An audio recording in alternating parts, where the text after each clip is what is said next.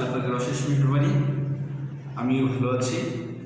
আজকে তোমাদের সাথে অনলাইন ক্লাসে যে বিষয়টি শেয়ার করবো সেটি হলো কোম্পানি সংগঠনের শ্রেণীবিভাগ। কোম্পানি সংগঠনের শ্রেণীবিভাগ।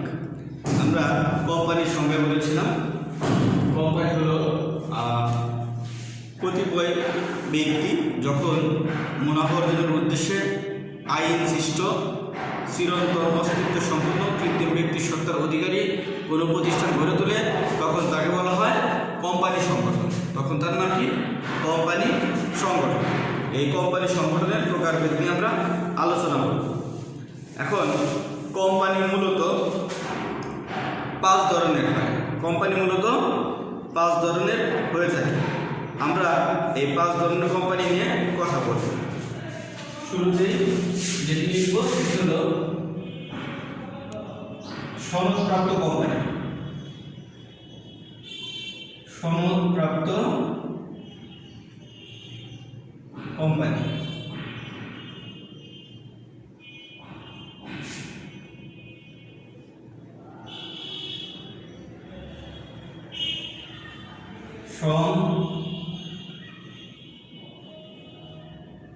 বিধিবদ্ধ কোম্পানি।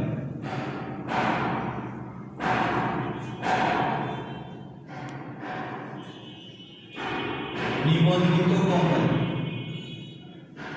নিবন্ধিত কোম্পানি।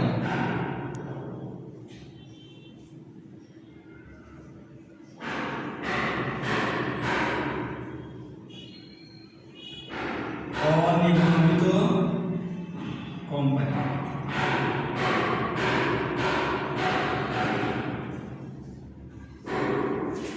অন্যান্য কোম্পানি।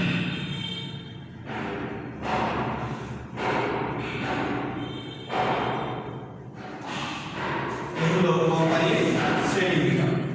আমরা কোম্পানিকে 5টি ভাগে ভাগ করে নিলাম। একটি হলো সনদপ্রাপ্ত কোম্পানি, একটি সংবিধিবদ্ধ কোম্পানি, একটি নিবন্ধিত কোম্পানি আর অনিবন্ধিত কোম্পানি, 5 নম্বর হলো অন্যান্য কোম্পানি। আমরা এগুলোর বিস্তারিত একটু আলোচনা করা যায়। আমরা শুরুতেই আসতেছি সনদপ্রাপ্ত কোম্পানির আলোচনা। সনদপ্রাপ্ত কোম্পানি কাকে বলা হয়? যে সকল কোম্পানি ইংল্যান্ডের রাজা কিংবা রানীর আদেশের মাধ্যমে 1844 সালের পূর্বে গঠিত হয়েছে, এই সকল কোম্পানিকে বলবো আমরা সনদপ্রাপ্ত কোম্পানি। অর্থাৎ বিশ্বের প্রথম কোম্পানি আইন হল 1844। বিশ্বের প্রথম কোম্পানি আইন চালু হয় 1844 সালে। এই 1844 সালের পূর্বে, যেটাকে আমরা বলতেছি বিফোর 1844, অর্থাৎ এই 1844 সালের আগে যে কোম্পানি গঠিত হয়েছে সেই কোম্পানিগুলোই মূলত সনদপ্রাপ্ত কোম্পানি। আর এই কোম্পানিগুলো গঠন হতো বিশেষ করে কোম্পানি আইন প্রথম চালু হয় ইংল্যান্ডে। ইংল্যান্ডে সর্বপ্রথম কোম্পানি আইন চালু হয় 1844 সালে। আর ওই সময় রাজা রানীদের, ইংল্যান্ডের রাজা রানীদের বিশেষ ক্ষমতা বলে আদেশ বলে যে কোম্পানি গড়ে উঠেছে সেই কোম্পানিকে আমরা মূলত বলতেছি সনদপ্রাপ্ত কোম্পানি। তাহলে কোম্পানির নাম কি? সনদপ্রাপ্ত কোম্পানি। এই সনদপ্রাপ্ত কোম্পানি মধ্যে যে উদাহরণ রয়েছে সেই উদাহরণগুলোর মধ্যে ইস্ট ইন্ডিয়া কোম্পানি, এটি একটি সনদপ্রাপ্ত কোম্পানি। East India.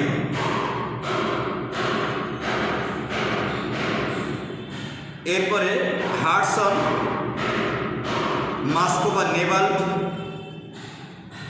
এগুলোকে বলা হয় সনদপ্রাপ্ত কোম্পানি। ইস্ট ইন্ডিয়া কোম্পানি, দি হাডসন, মাস্কো বা নেভাল, এই কোম্পানিগুলো হলো মূলত সনদপ্রাপ্ত কোম্পানি। যে কোম্পানিগুলো 1844 সালের পূর্বে রাজা রানীদের বিশেষ ক্ষমতা বলে গঠিত হয়েছে। এবার আমরা চলে যাচ্ছি সংবিধিবদ্ধ কোম্পানি নিয়ে আলোচনায়। সংবিধিবদ্ধ কোম্পানি কাকে বলা হয়? যে কোম্পানি দেশের সংসদে বিল পাসের মাধ্যমে কিংবা আইনের মাধ্যমে কিংবা রাষ্ট্রপতির আদেশের মাধ্যমে গঠিত হয় তাকে বলা হয় সংবিধিবদ্ধ কোম্পানি।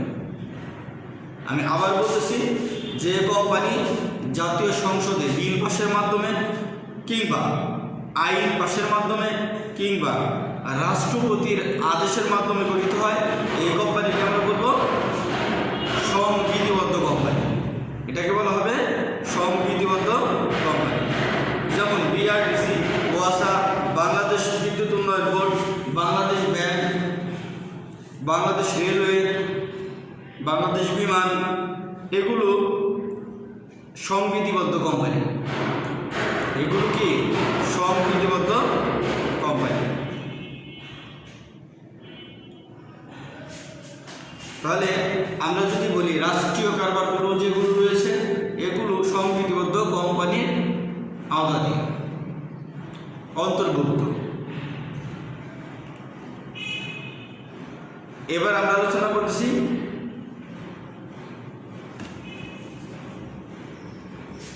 অনিবন্ধিত কোম্পানি নিয়ে একটু আলোচনা, কারণ আমরা নিবন্ধিত কোম্পানির আলোচনায় ব্যাপকভাবে করব, এই জন্য অনিবন্ধিত কোম্পানি নিয়ে আলোচনা করতেছি।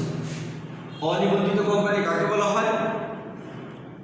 কোম্পানি আইনের 371 ধারা অনুযায়ী, কোম্পানি আইনের 371 ধারা অনুযায়ী অনিবন্ধিত কোম্পানি হলো 7 সদস্যের অধিক সদস্য নিয়ে গঠিত কোনো অংশীদারি ব্যবসায় বা সমিতি যা কোম্পানি আইনের আওতায় নিবন্ধিত হয়, কিন্তু কোম্পানি বিলোপ সাধনকালে সীমিত পর্যায়ে এটা কোম্পানি হিসেবে গণ্য হয়।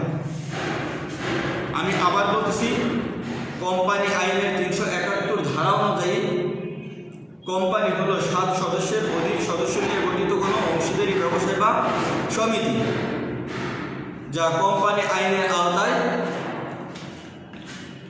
নিবন্ধিত নয়, কিন্তু কোম্পানি বিলোপ সাধনকালে সীমিত পর্যায়ে এটা কোম্পানি হিসেবে গণ্য হয়, আর একে বলা হয় অনিবন্ধিত কোম্পানি। আমরা স্পষ্ট করে বললে কোম্পানি আইন 1984 দ্বারা নিবন্ধিত নয় এরকম কোম্পানি যার সদস্য সংখ্যা 7 জনের অধিক, যা বিলোপ সাধনকালে কোম্পানির সীমিত পর্যায়ে কোম্পানি বলে বিবেচিত হয়। আর বাংলাদেশে এই ধরনের কোনো সংগঠনের অস্তিত্ব নেই। বাংলাদেশে এই ধরনের সংগঠনের কোনো অস্তিত্ব নেই। এবার আমরা আলোচনা করব অন্যান্য কোম্পানি। অন্যান্য কোম্পানির মধ্যে 4টি প্রধান অংশ রয়েছে। একটি হলো বিদ্যমান কোম্পানি। বিদ্যমান কোম্পানি কাকে বলা হয়? 1994 কোম্পানি আইন, বাংলাদেশে বলবৎযোগ্য কোম্পানি আইন 1994। তাহলে 1994 কোম্পানি আইনে প্রচলিত হওয়ার পূর্বে বিদ্যমান কোম্পানি আইনের আওতায় কোনো কোম্পানি গঠিত, নিয়ন্ত্রিত, নিবন্ধিত হলে তাকে বিদ্যমান কোম্পানি বলে। অর্থাৎ বাংলাদেশে বলবৎযোগ্য কোম্পানি আইন 1994